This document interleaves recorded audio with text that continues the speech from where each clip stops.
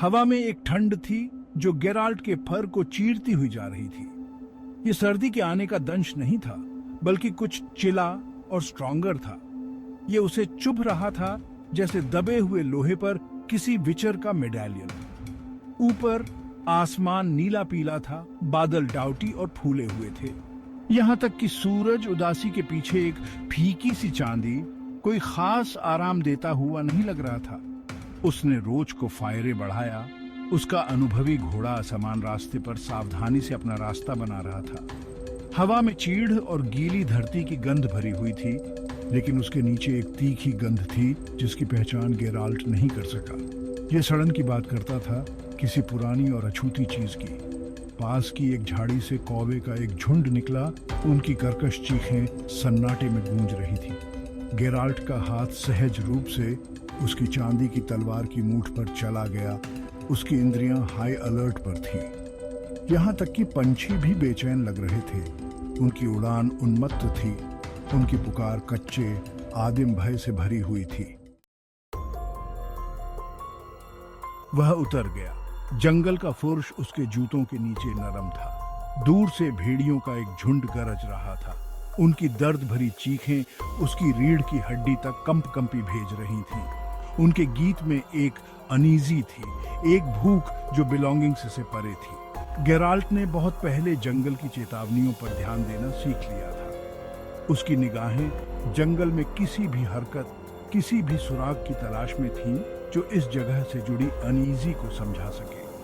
पेड़ टेढ़े मेढ़े और प्राचीन उस पर प्रेसिंग डालते हुए प्रतीत हो रहे थे। उनकी शाखाएं कंकाल की उंगलियों की तरह बाहर निकल रही थीं।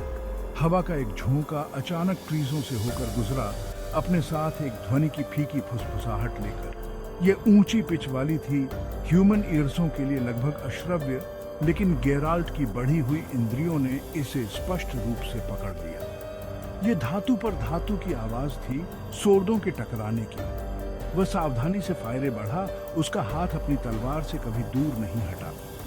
सड़न की गंध और तेज हो गई, अब खून की तांबे की गंध के साथ घुल मिल गई। इस जंगल के बीच उसका जो भी इंतजार कर रहा था वह अशुभ था। उसने उन्हें एक समाशोधन में पाया जो छतरी से छनकर आने वाली कमजोर रोशनी में नहाया हुआ था। जंगल के फुर्श पर दो शरीर पड़े थे। उनके अंग अप्राकृतिक एंगलों पर मुड़े हुए थे। एक मट विचदा थी, उसके एक समय के अच्छे कपड़े फटे हुए और खून से सने हुए थे। दूसरा एक आदमी, उसके औजार उसके चारों ओर गिरे हुए पत्तों की तरह बिखरे हुए थे। गेराल्ट मेटविचेदा के पास घुटने टेक दिए।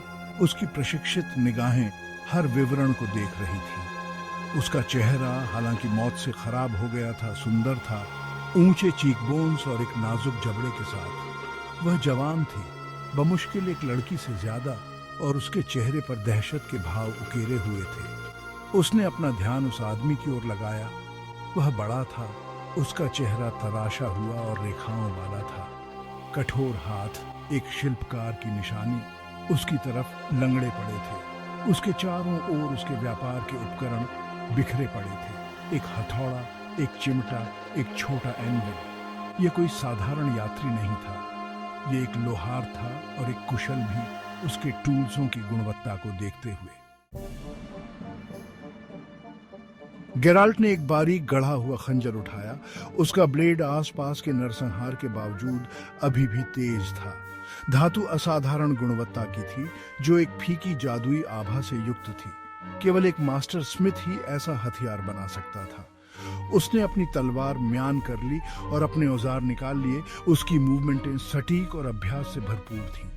उसने बेनद्दी से काम किया, शरीर की जांच की ताकि कोई सुराग मिल सके जिससे उनकी पहचान या उनकी मृत्यु की परिपोजिशनियों का पता चल सके। मेटविचेदा के पास कोई हथियार नहीं था, केवल एक छोटी थैली थी जिसमें कुछ सिक्के और एक चांदी का लॉकेट था। लॉकेट जब खोला गया तो एक जवान आदमी का एक छोटा चित्र दिखाई दिया, जिसकी आंखें दयालु थीं और एक शरारती मुस्कान थी। शायद कोई प्रेमी या एक भाई। लोहार के सामान ने कुछ सुराग दिए। उसकी जेब में मुट्ठी भर सिक्के और एक घिसे पिटे चमड़े की थैली थी जिसमें कुछ कीमती पत्थर थे।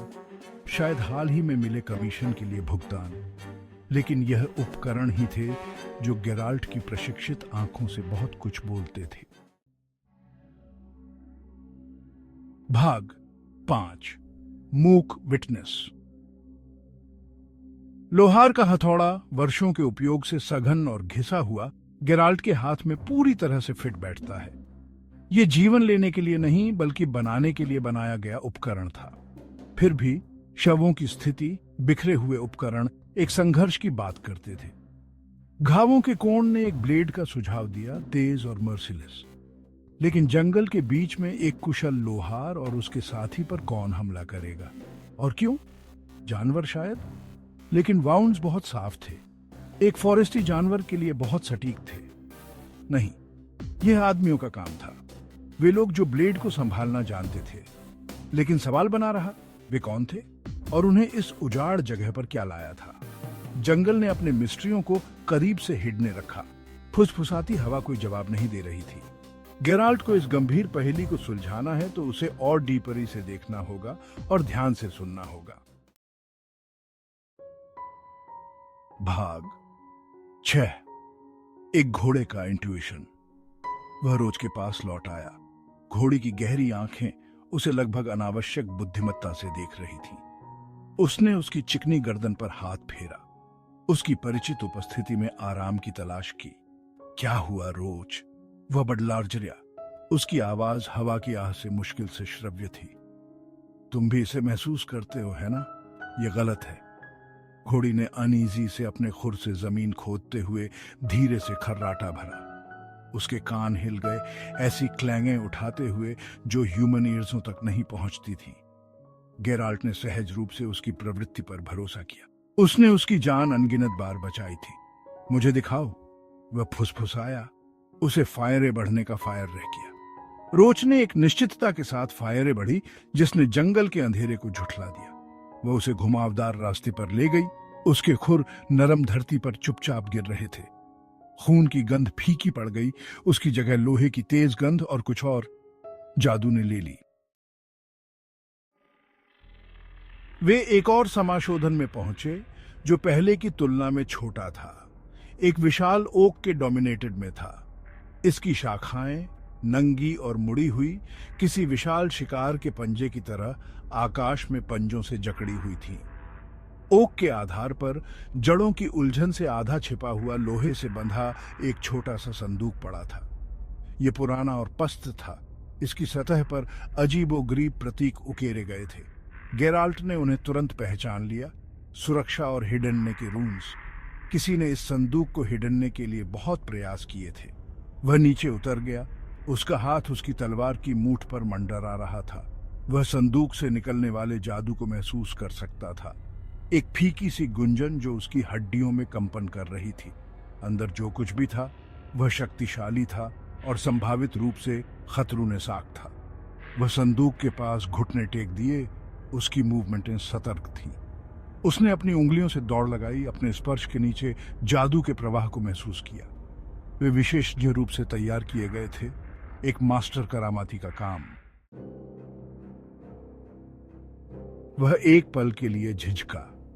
उसकी प्रवृत्ति उस पर चिल्लाई कि वह इस जगह को छोड़ दे, चला जाए और कभी पीछे मुड़कर न देखे। लेकिन जिज्ञासा, सभी चुड़ैलों का वह घातक दोष उसे कुतर रहा था।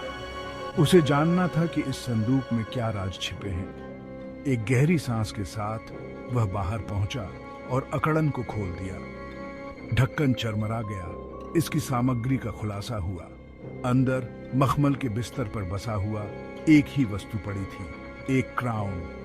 यह ब्यूटीफुलता और आतंक दोनों की चीज थी, जो काले लोहे से तैयार की गई थी और माणिक से जड़ी थी, जो एक आंतरिक आग से धड़कती थी। क्राफ्ट्समैनशिप कौशल उत्तम था। डिजाइन सुरुचिपूर्ण और खतरूनेसाक दोनों था। यह कोई मामूली आभूषण नहीं था। यह एक राजा के लिए एक मुकुट फिट था या कुछ और सिनिस्टर। गेराल्ट ने ताज के लिए पहुंचाया। उसकी उंगलियां चिली धातु के खिलाफ ब्रश कर रही थी। ऊर्जा का एक झटका उसके माध्यम से बढ़ा जिससे उसके हाथ में तेज दर्द हुआ। वह ऐसे पीछे हट गया जैसे जल गया हो। उसका दिल उसकी छाती में जोरों से धड़क रहा हो। वह ताज को घूरता रहा, उसका दिमाग दौड़ रहा था। इस कलाकृति के बारे में ऐसा क्या था जिसने उसे इतना बेचैन कर दिया? उसने राक्षसों और पुरुषों, मैजिक गरों और मैजिक ग्रुनेजी का सामना किया था, फिर भी उसे इस तरह कभी प्रभावित नहीं किया था।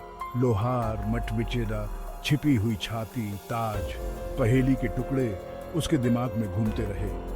एक सुसंगत तस्वीर बनाने से इनकार कर दिया। उसके पास अब आंसर्सों से ज्यादा सवाल थे। उसने संदूक को बंद कर दिया, एक बुदबुदाते हुए शब्द के साथ रूनेसों को फिर से सील कर दिया। वह इसे अभी के लिए छोड़ देगा।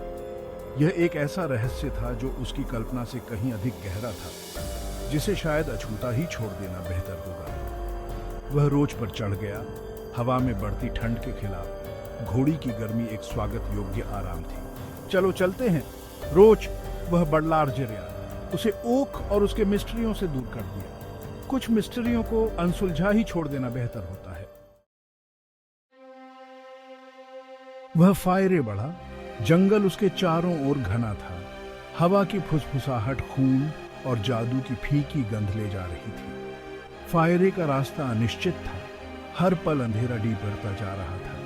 लेकिन गेराल्ट एक विचर था, और यह उसका भाग्य था कि वह दुनिया के बीच का रास्ता तय करे, सभ्यता के किनारे पर दुबके हुए साये का सामना करे। वह जवाब ढूंढ लेगा, उसने हमेशा किया, लेकिन किस कीमत पर? जंगल ने अपनी सांस रोक रखी थी। सिंबल छा कर रहा था, देख रहा था, और उसके प्राचीन हृदय की डीपरियों में कुछ हलचल हुई।